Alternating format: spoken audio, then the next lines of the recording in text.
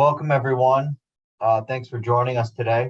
I know we have people from all over the country, and that's great, exciting, and a good start to the first of what is going to be a three-part series that Bond is putting together on accommodations in various areas of campus operations that tend to give us pause, give us a little bit of a struggle sometimes, and we're going to try to sort through some of the issues that come up fairly often, fairly routinely in our practice, and talk some of those through.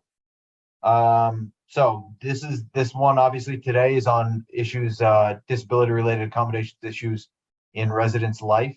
Then in July, we're going to have a similar presentation on disability-related accommodations issues in applied learning, internships, clinical rotations, things like that. And then in October, we're going to do one on study abroad international programs and the disability-related accommodation issues that come up in that area of campus. So thanks for joining us today for our first one. We just a brief note on questions. Please feel free to put your questions in the chat. However, we do want to acknowledge that some of the questions that we often get in this area, and properly so, are very fact specific. The facts matter a lot here. We want to be as individualized as possible, as most of you know, and really look at the individual facts of any particular case. It's important to do that. But that does make it a little bit more difficult to field some questions on the fly here. So we'll try to get to what we can, but I do encourage you, particularly if you have a very fact-specific question, to reach out to Jane or I.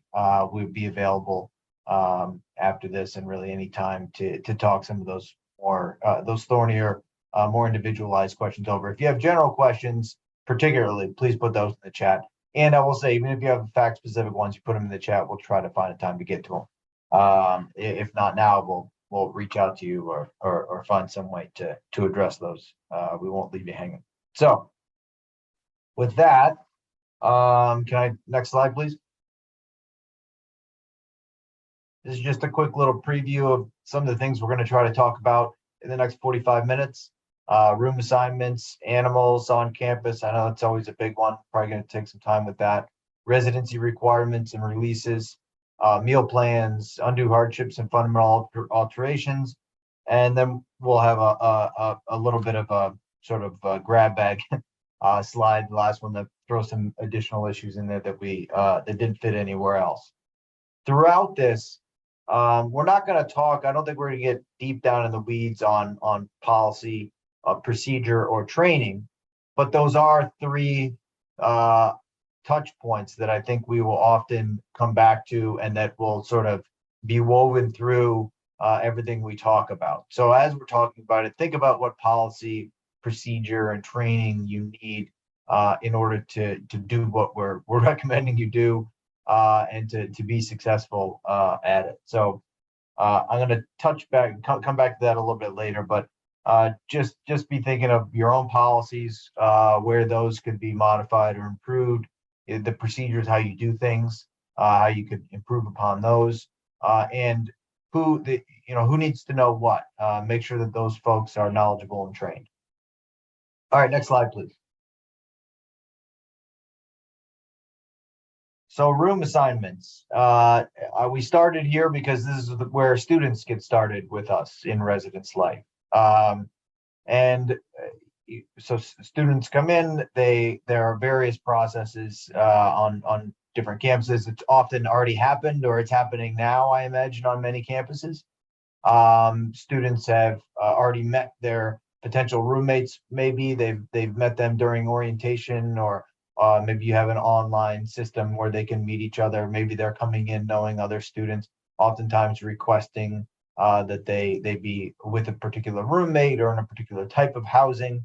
And sometimes accommodations, sometimes disability-related issues come up in that process. It's not uncommon, and we would actually recommend that we make the accommodation request part of the registration process. Sometimes there's a little bit of hesitancy to do that because it's sort of advertising a process that we'd rather students not use unless they really have to.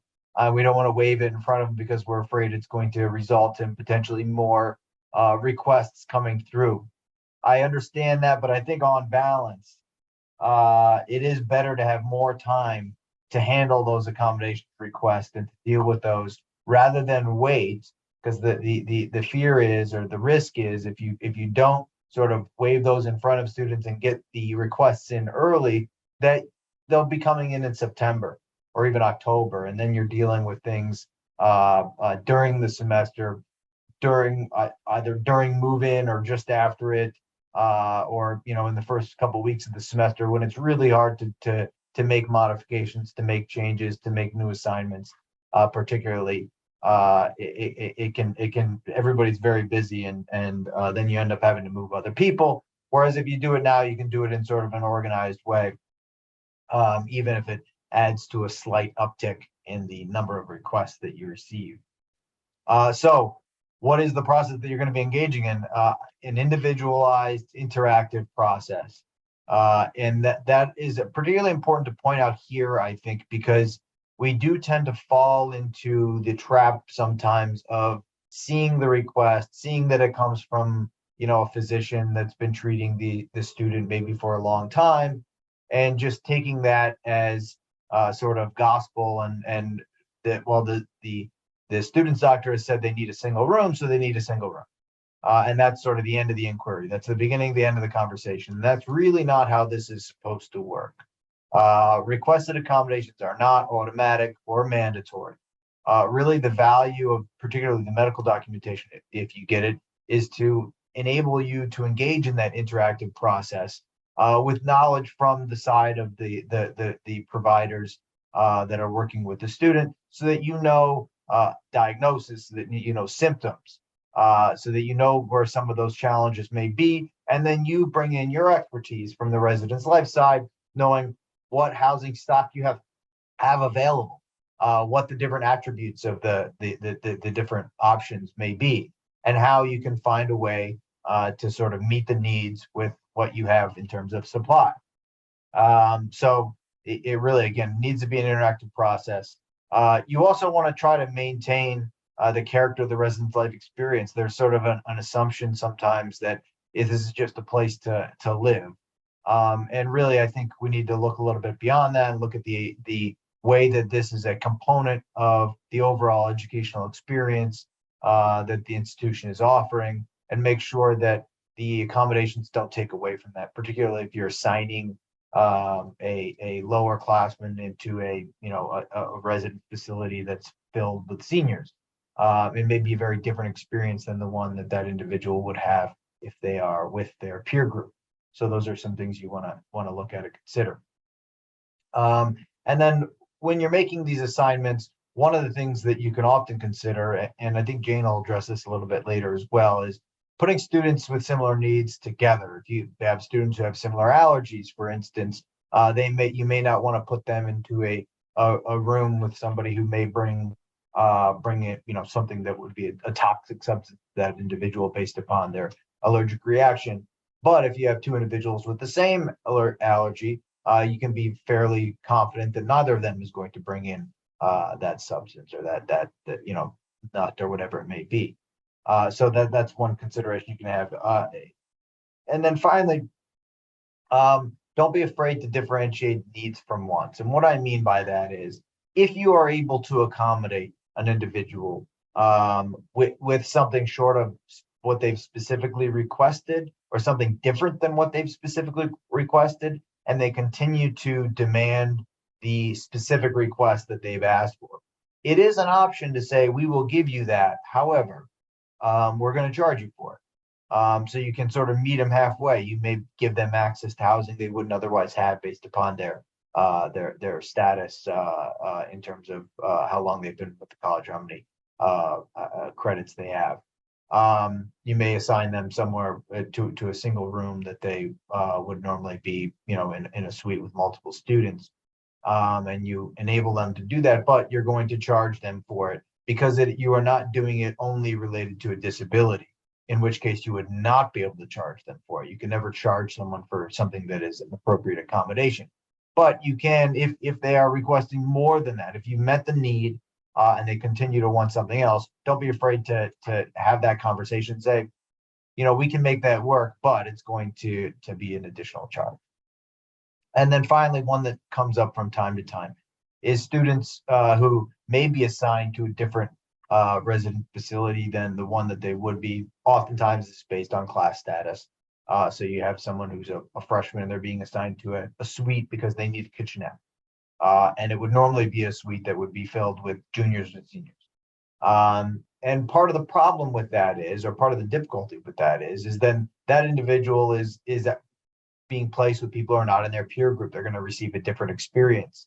And they may want them, they have friends, they met people at orientation, or they have people from their high school that are going to be entering the class with them or entering the college with them, and they want to live with those people. One of the solutions we've been able to employ in this area is to say, all right, we will let you bring, or we will let other individuals who are don't have a disability live in that suite with you, but they're going to have to pay the extra, whereas you may not.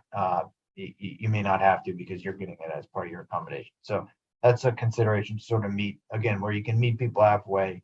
I think it's often in everybody's benefit. Next slide, please. All right, we said we talk about animals, and this is an area that often dominates conversations about accommodations in residence life. We're going to talk about the sort of the easier side of the equation first, and that is service animals. So as many of you know, there are two types of animals that may come up in this context.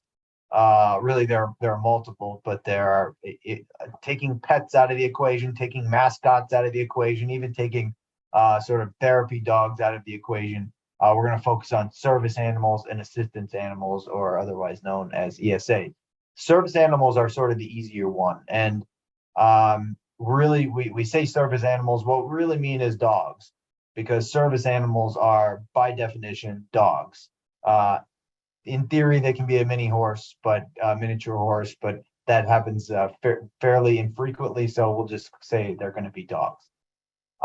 They are dogs that are specifically trained to perform a specific task related to an individual's disability. So the most common one, the one that is still the great majority of service animals, are dogs, guide dogs that help people with visual impairments.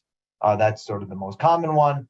It's also a good sort of reference case because everybody can sort of envision that and think about what that looks like. Usually they're about the best trained dogs you've ever seen. They're very well behaved. Everybody knows you don't touch them. They're working. They're not pets. They're working animals. They're performing a specific function. They're very talented often in their ability to do that. Sometimes it's quite miraculous. And that's really what a service dog is. So those animals, those dogs can go anywhere. That's one of the first things. And in fact, in the residence life context, there are going to be very, very few areas where they are not permitted, where the service animal is not permitted.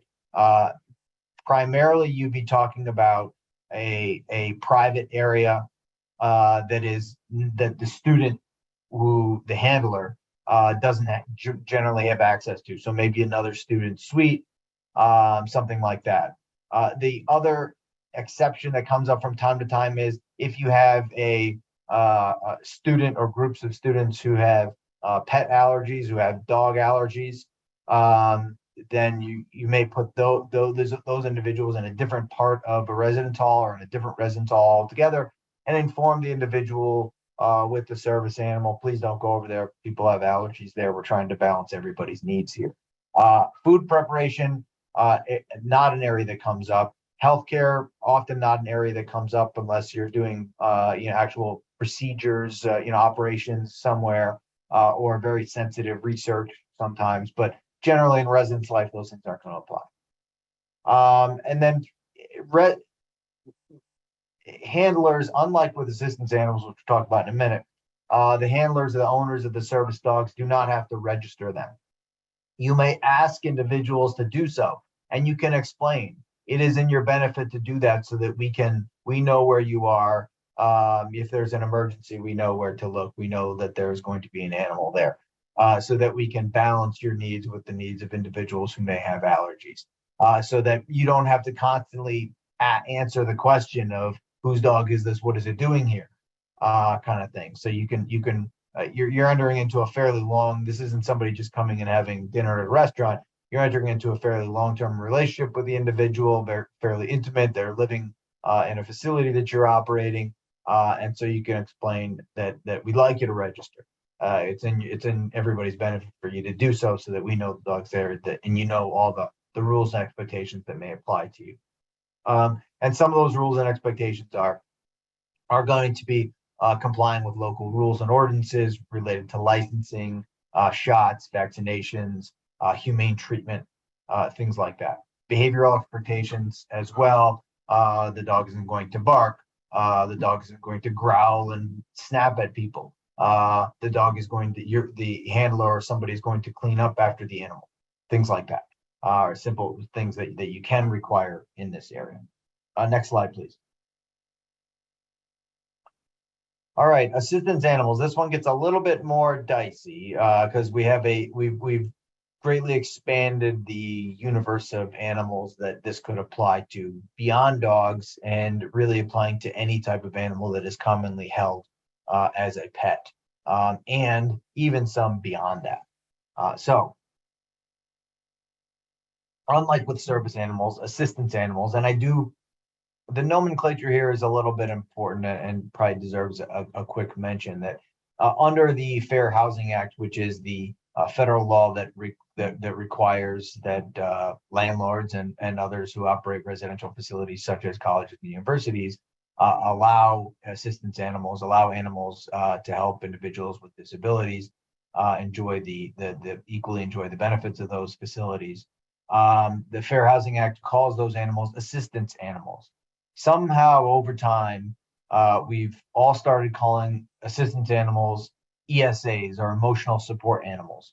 The emotional support animal may be a particular subset of animals that make up what an assistance animal can be.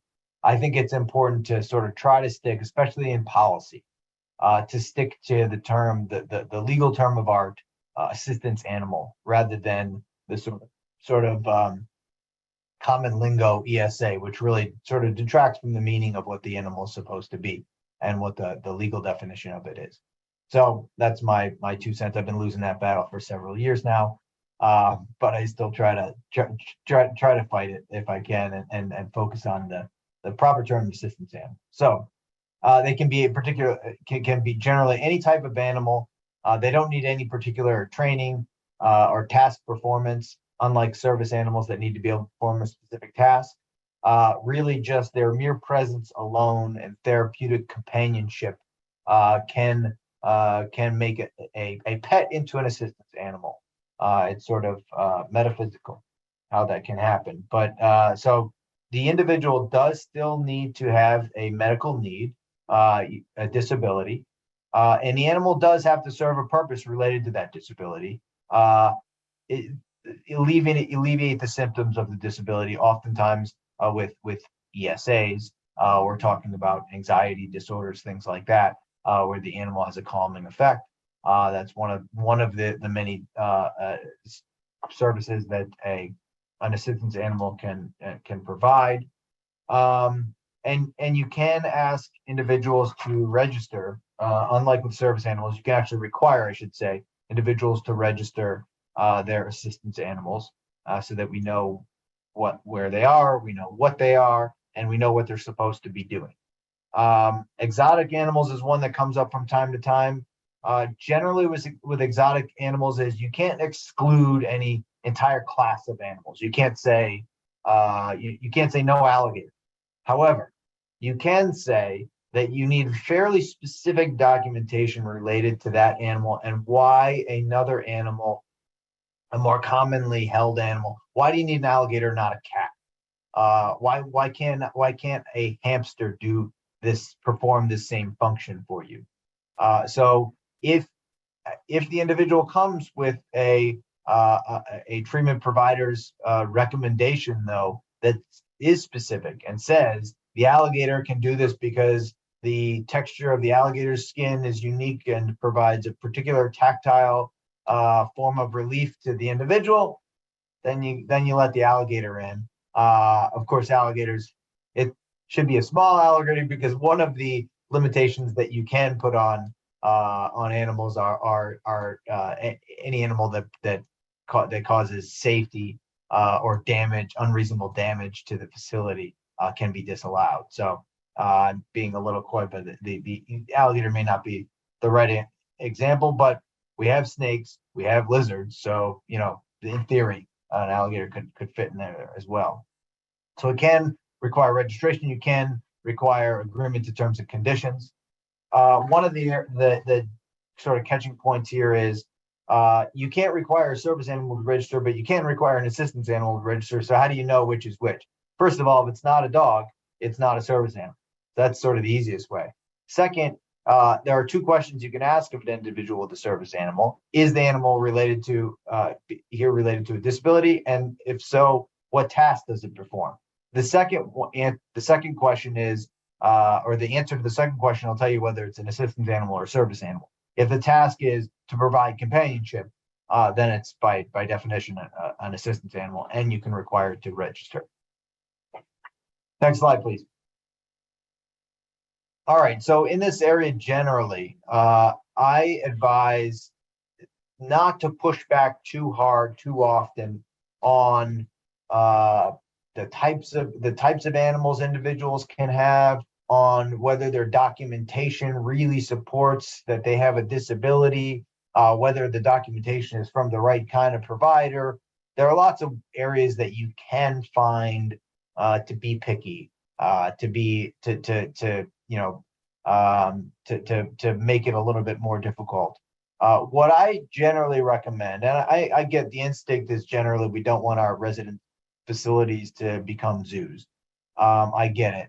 And so we want to kind of reduce what's been seen as a great explosion in the number of animals that come into our residence halls. I think the best way to push back on that isn't to push back on it at all, but rather to enforce reasonable standards of behavior and care.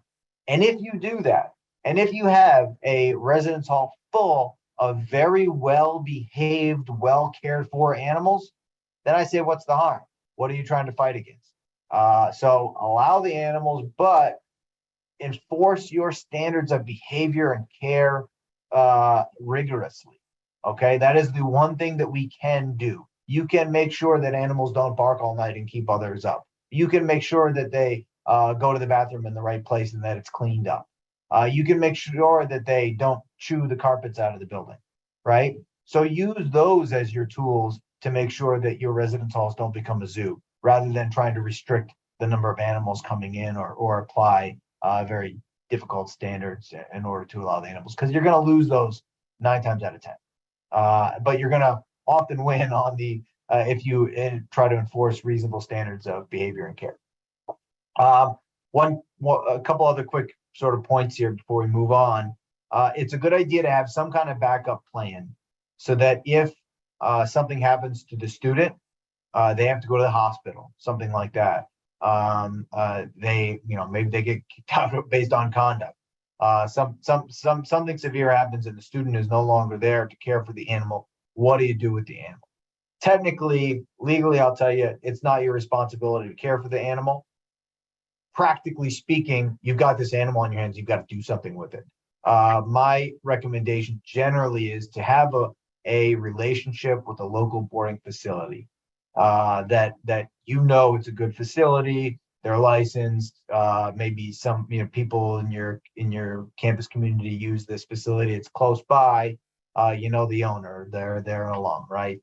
Something like that. You have a relationship, maybe you've even worked out a preset price, and you have somewhere where you can take an animal when you need to take an animal somewhere, so you're not on the phone at midnight or later trying to find some place where you can desperately place this animal, and it ends up and living in the sort of dean's basement for a couple of nights.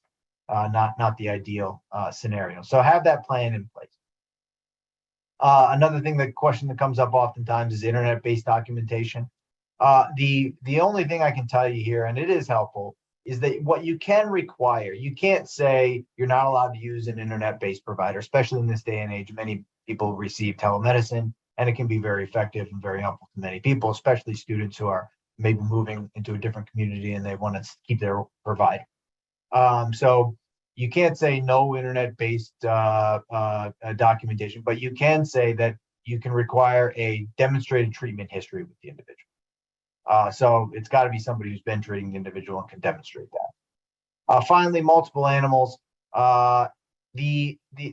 With service animals, the standard should be the same. Sorry about my life. The service animal should be the same. Both animals need to be trained to provide a particular function. If they are, then you have to allow the multiple service animals. Maybe one opens doors and the other one senses potential anxiety attack coming up or something. They both perform different tasks, but they both are trained to perform a specific task related to disability.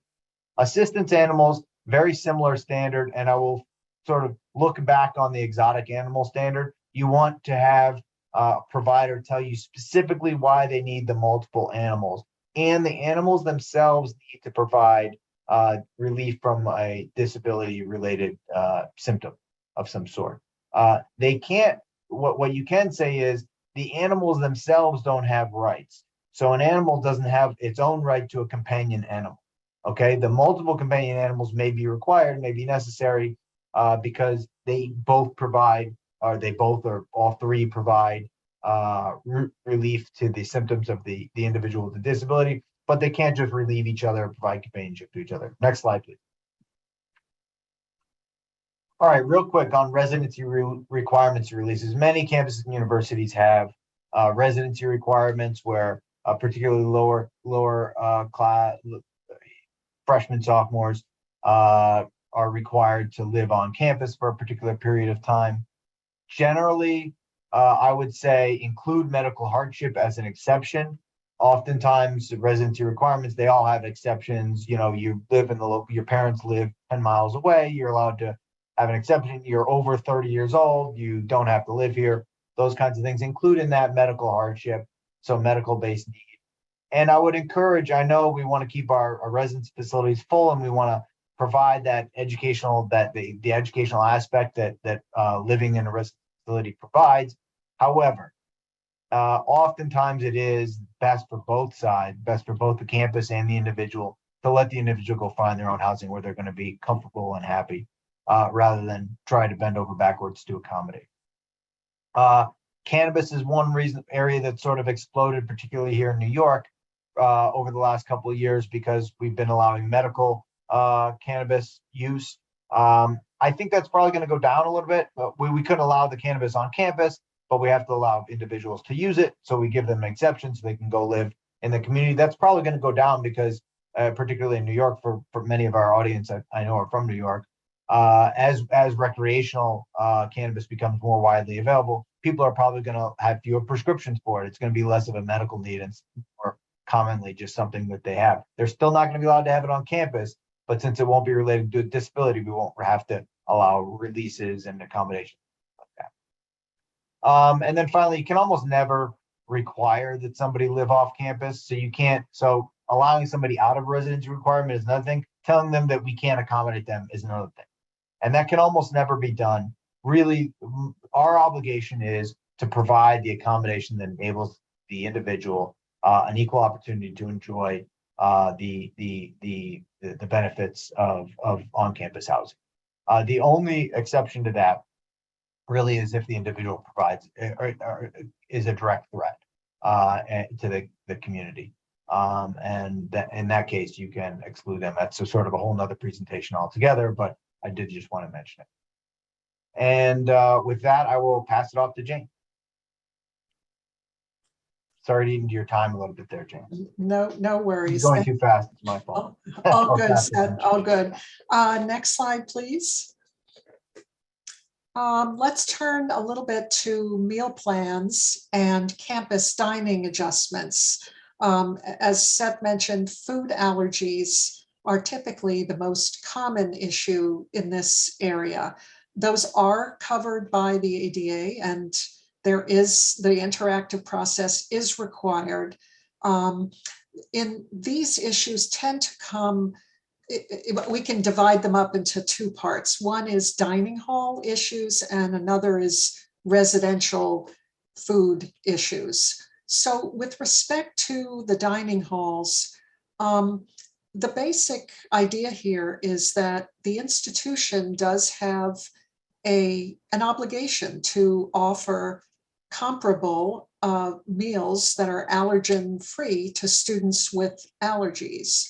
And part of that is providing options that allow students to eat in the dining hall. As Seth said before, all of these pieces of residence life are part of the college experience, and that's one piece of it. But also, as the guidance to the ADA says, there can't be any unjustifiable segregation of disabled from non-disabled. In other words, you can't say, okay, you people with allergies, you get to eat in this crummy back room with no windows and everybody else gets to eat in the beautiful part of the campus. You know, that's obviously extreme, but it's important to conceptualize that. There are a lot of different things that can be done. We're going to talk a little bit more about your food service vendors, but just in terms of creating systems in the dining hall and kitchens to prevent cross-contamination, have areas where students can themselves store or heat up food. And as Seth talked about with rooming, to consider if a student wishes to do so, to allow opting out of a mandatory meal plan. Again, understanding that these are also revenue for the institution, but there may come situations where you can't force a student and say, you can't participate in the meal plan unless there's some threat or some other issue. But allowing an opt-out that the student wants to do may be a good option to think about. Next slide, please. With respect to residential areas, obviously there are many similarities to the rooming issues that Seth talked about, that you may be in a situation where a so-called medical single or a room or suite with a separate kitchen may be the appropriate accommodation. Here, particularly combining individuals with similar allergies may be appropriate and a good idea. You know, think about issues such as extra cleaning, sort of what are things that the institution appropriately should be able to do.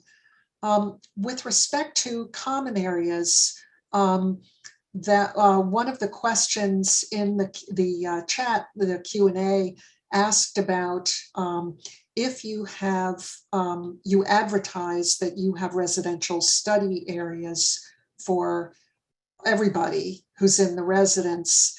Do you have to make a residential study area available for everyone, not with respect necessarily to physical access, but to some of these issues like, you know, I guess, you know, certainly with allergies, that's an issue. And I think common areas, it's really important. I think that you do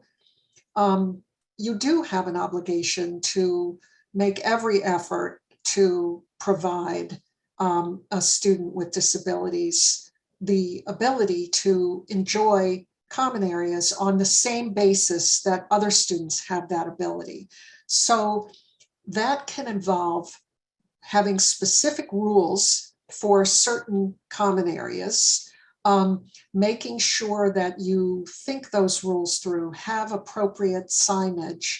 And then, as Seth was talking about at the beginning of this program, how critical education is here, because this means you not only have to educate residents, life staff, but you really have to educate other students and visitors. You know, this is a nut-free common area. When you come here, please make sure that you don't bring the following items, you know, et cetera, and really kind of working on that, and possibly even working with the student or others who have expertise in this area about what's effective signage, what's effective training. So I think that common areas are tricky and but important, because those are part of the key residential experience. Once again, allowing students to opt out of mandatory on-campus living if they wish to do so, if certain issues become too difficult for the student. So as Seth talked about before, very much worth thinking about, that may make everybody's lives easier, even if you are foregoing some amount of income and being perhaps being very liberal on the refunds. That's something to think about with regard to this, depending on the facts, of course. Next slide, please. Some of the best practices that we've seen, as Seth mentioned before about thinking about this process early, that's important in a number of ways. Beginning the interactive process about meals and dining halls and food, food allergies very early after admission, but before students arrive on campus, is really crucial. It's also, food service vendors should be your best friends on this. Many vendors are well aware and pretty good at handling these issues. If your food vendor isn't, then you can work really hard to educate them and bring them up to speed on this.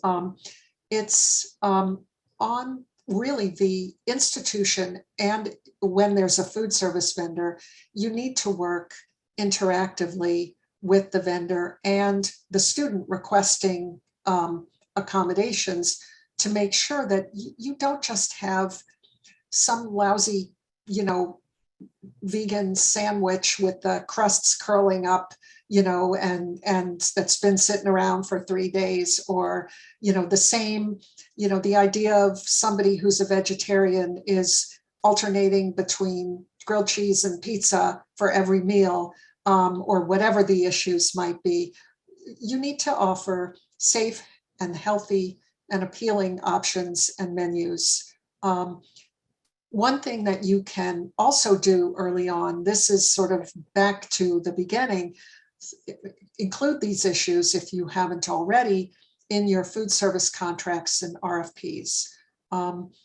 Consider also having a real core team where you have disability services folks, residents, life staff, health services, and the food service vendor working with students to establish food allergy management plans.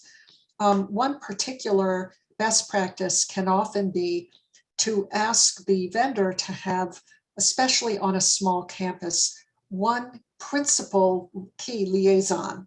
That's the person that is going to get the call when there's an issue, that the institution knows who the person is to go to.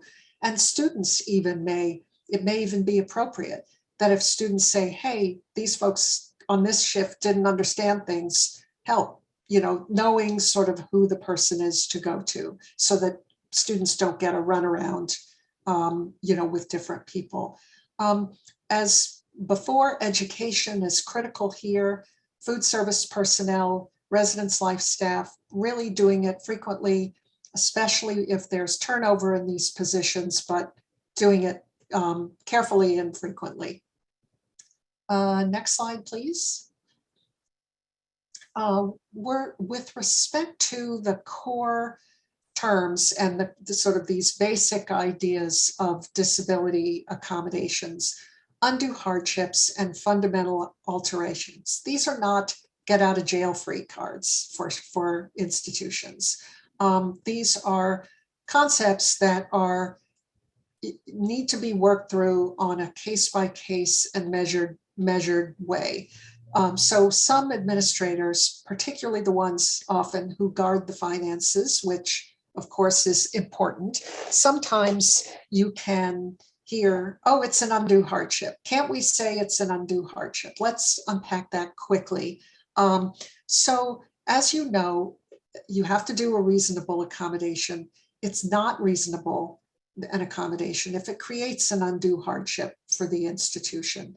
And with respect to housing in particular, and really all of these determinations, you've got to do it case by case. And some of the factors that will be involved, obviously, the cost of the requested accommodation, the financial resources of the provider.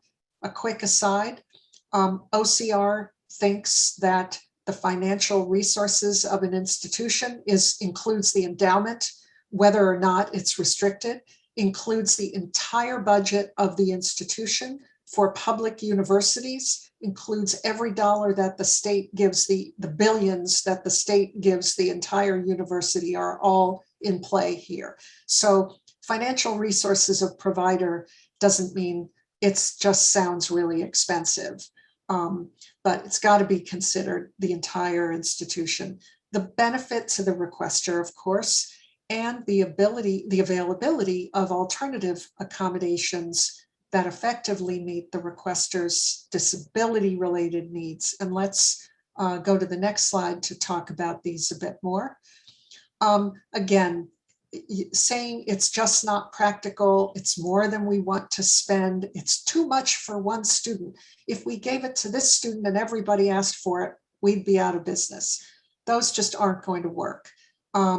So down to the third point here, the disability related need of the student, that's an important place to focus. As Seth mentioned, in the housing context, not a wish list, not the easiest, not the gold plated, but it's the meeting the need that allows for a level playing field.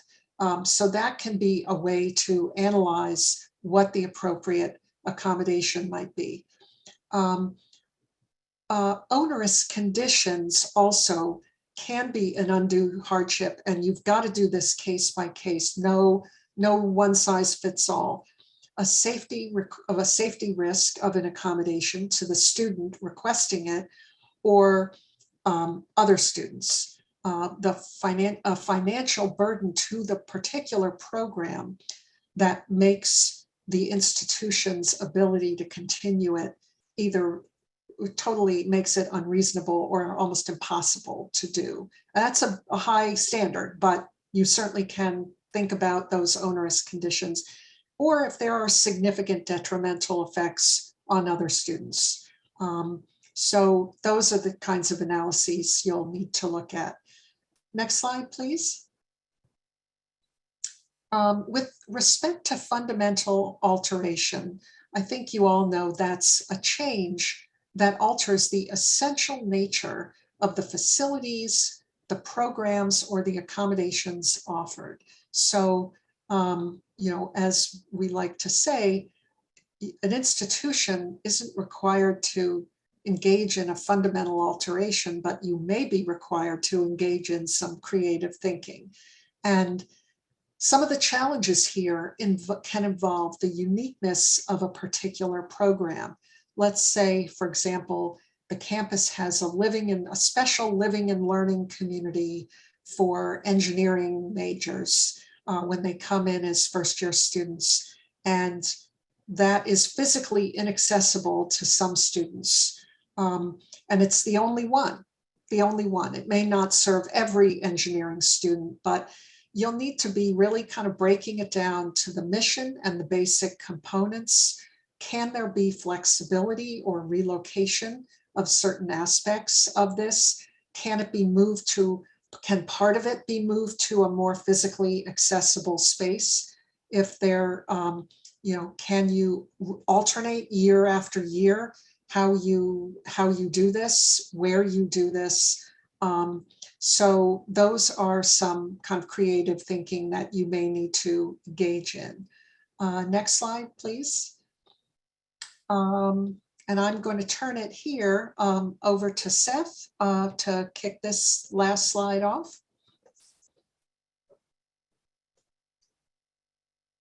Seth, you'll need to unmute. Thanks. The focus here today has been on disability-related accommodations, but we wanted to at least mention that there are one other class of accommodations that come up fairly commonly, and that's religious accommodations. Students who request accommodations based upon the tenets of their religious belief. In public institutions generally have an obligation to provide those kinds of accommodations on a very similar basis that they would evaluate and go through an interactive process, etc., with disability-related accommodations. Private institutions probably don't have as strict of a requirement. They don't have any constitutional requirement, but the Fair Housing Act has not been interpreted as to require private institutions of higher education to accommodate based on religion. However, we do want to mention that if you have a policy that says you are going to that says you're not going to discriminate on the basis of religion, that may require that you consider such accommodations anyway. So there may not be a legal requirement, but if you have a policy requirement, that may be enforceable through legal means. So you want to look at that. And you want to be very careful to be consistent in how you offer those. If you offer religious accommodations to individual A, you better be ready to provide religious accommodations to individual B, because what you definitely can't do is discriminate between two individuals. Often that will come up in the context of you're accommodating individual A with religion A, and not accommodating individual B with religion B, and it's going to look like you're choosing one religion over another. So you got to be careful about stuff. There's some landmines you got to look at, even if you're at a private institution. Thank you, Seth. These three issues on this page, all of them have some potential landmines in them. And this is a place where we would strongly encourage you on these issues in particular to reach out to counsel if you're engaging with these, because these can be complex. Sometimes the law is very nuanced on these, more nuanced perhaps than some other areas. Of course, feel free to reach out to counsel on any issues you think you'd like guidance or help or a reality check on. But these particularly are tricky. Just very quickly, because I know we're slightly over time, but we want to give you all the wisdom we've put in here. With respect to Greek life, not so simple as it might seem. You might hear, private club exception, we're good. We've got a fraternity or sorority house. Yes, nobody could get in there with a wheelchair in any possible way. No private club. Not so fast. The issues really relate to whether the school has any kind of ownership or operational authority over this group, this fraternity or sorority, etc., or other private clubs. And that's going to be very fact specific. How is security done on the campus? Does the campus have an Office of Greek Life that oversees discipline and other things? It's going to be looking case by case. Additionally, it will depend on what areas of the house or other facility you're talking about. Because if, say, it's a rush party or a huge party open to anyone at the school or visitors, then it's not a members only event. So that may very well be subject to the ADA. So tricky area, please consult on it, can be difficult. Conflicting requests, I think these are some of the hardest areas. a few principles to be helpful in addition to consider calling your lawyer because they are tricky. You need to navigate the line between first come, first served, first person gets it all by if you're the second person. That's not helpful. However, having clear deadlines that are published and widely available about when and how to request accommodations, that gives you the ability, if you have received within a deadline a request, you've addressed it within appropriate deadlines, and then you have someone coming who didn't bring it up before the deadline, that can help be a factor in resolving some very difficult situations where you may not have enough rooms at a certain point to be able to offer, or appropriate rooms to offer to people. Again, recommending combined students with similar issues, that can be helpful. Again, focus on disability-related needs, not wants, not wishes. So same principles, but these are the kinds of issues, these last three, where I really would encourage you to have an attorney helping you walk through the steps, because you need to make sure your communications are good. You need to make sure you're keeping good records about these things, and that you're really digging into the details that you need to. So with that, we thank you. I'm going to turn it over to Seth for a quick wrap. Thank you all.